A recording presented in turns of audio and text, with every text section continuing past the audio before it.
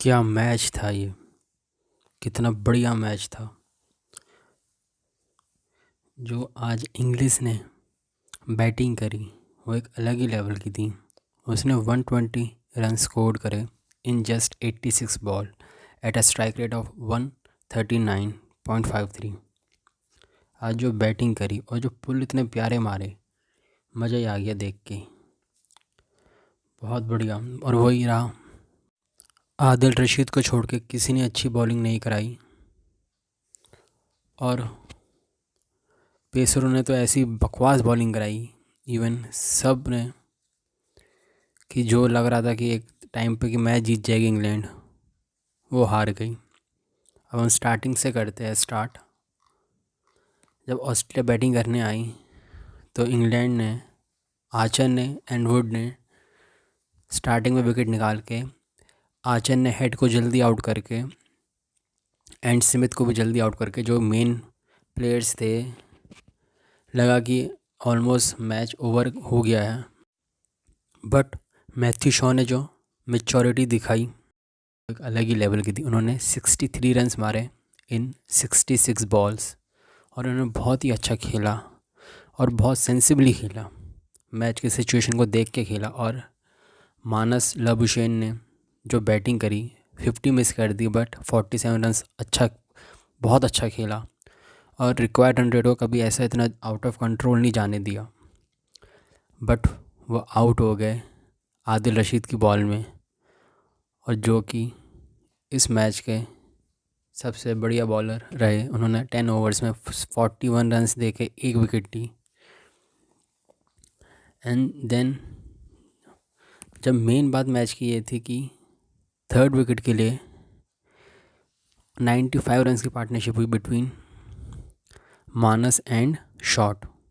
But असली match में मज़ा तो जब आया जब इंग्लिश आए।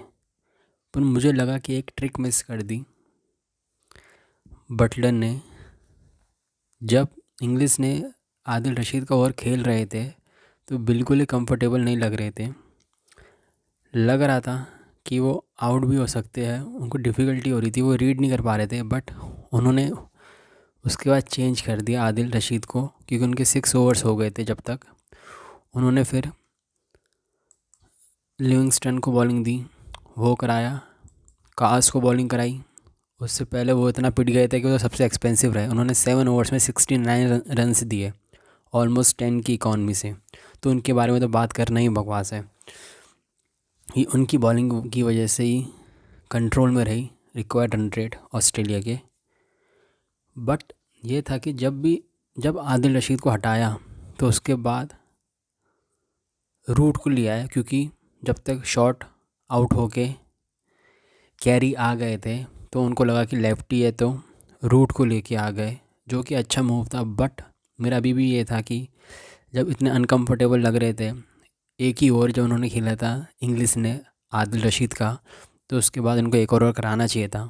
लास्ट के लिए रखने की कोई ज़रूरत नहीं थी कि वहाँ मैच ख़त्म कर सकते थे, क्योंकि खाली 136 के स्कोर में ही ऑस्ट्रेलिया के 4 आउट हो गए थे।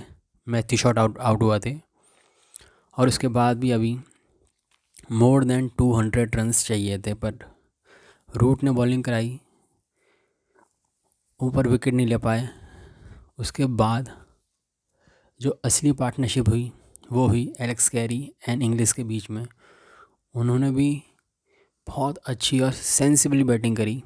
जब बॉल अच्छी नहीं थी तो आराम से 4 मारे, बहुत अच्छे से गैप ढूंढा।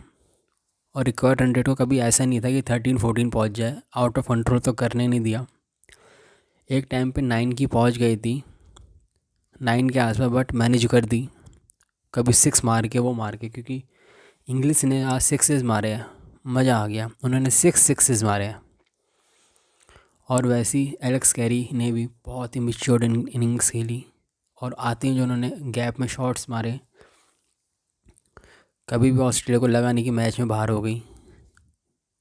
दो उन्होंने 4 विकेट जल्दी गंवा दिए थे, बट उसके बाद जो नेक्स्ट विकेट गिरी वो गिरी 282 रन्स में। मतलब आप खुद देख सकते हो कि ऑलमोस्ट 146 की partnership between English and carry और मैच विनिंग पार्टनरशिप थी। दोनों ने अच्छा खेला, कंट्रोल में रहे, रिक्वायर्ड रन को इतना भी बढ़ने नहीं दिया कि आउट ऑफ कंट्रोल हो जाए रिक्वायर्ड रेट को। एंड देन आज मैक्सवेल ने जो बैटिंग करी, जब तक तो ये कि उन्होंने भी 32 रन्स मारे 15 बॉल्स में, बट जो इंग्लिश ने 2 बैक टू बैक 6 मारे कास को, जो आज बहुत एक्सपेंसिव रहे, वहाँ से पूरा ही मैच उन्होंने रन बॉल में लिया है। और उसका जो सेकंड 6 था, वो जो रिवर्स स्कूप था, वो तो देख के मज़ा आ गया। और जो उस ओवर में के बाद तो मैच बिल्कुल ही ख़त्म हो गया। उन्होंने उसके बाद तो उन्होंने अपने एक 6 मार के अपनी सेंचुरी कंप्लीट करी और शो करा कि अभी बॉलिंग वीक होने के बावजूद भी ऑस्ट्रेलिया टफ टाइम दे सकती है टीम्स को। अगर ये ऑस्ट्रेलिया इतना अच्छा खेल रही है, ऑल्दो बैटिंग ने अच्छा करा है, बट ये समझ नहीं आता कि आईसीसी टूर्नामेंट में आके ऑस्ट्रेलिया को होता क्या है।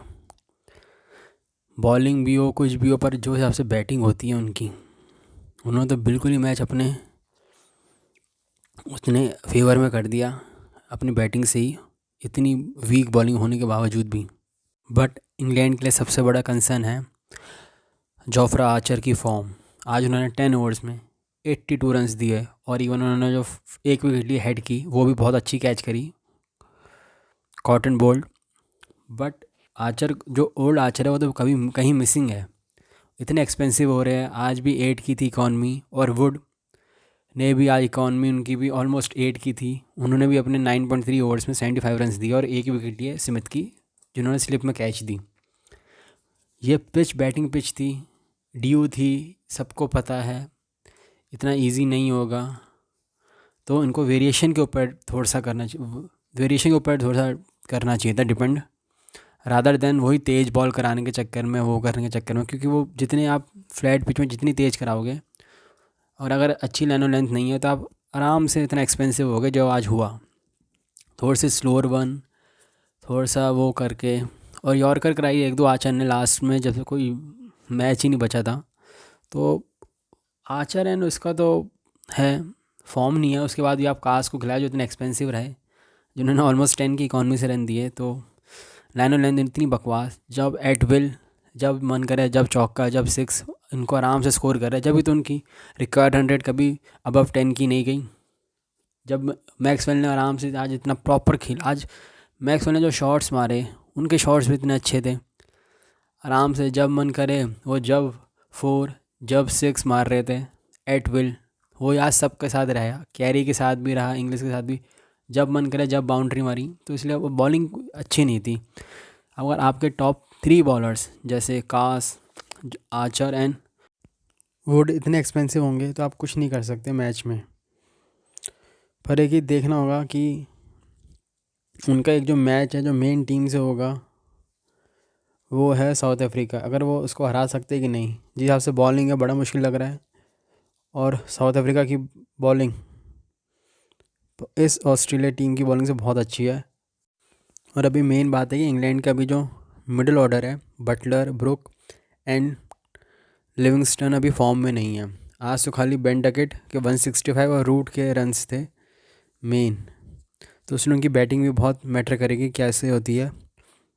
मुझे लग रहा है कि इस ग्रुप में ऑस्ट्रेलिया एंड साउथ अफ्रीका है जो जाएगी, क्योंकि यहाँ पर अगर एक मैच हार जाते हैं तो बहुत मुश्किल हो जाता है, और साउथ अफ्रीका को हराना इतना इजी नहीं रहेगा इंग्लैंड के लिए। अब देखते क्या होता है इन अपकमिंग मैचेस में।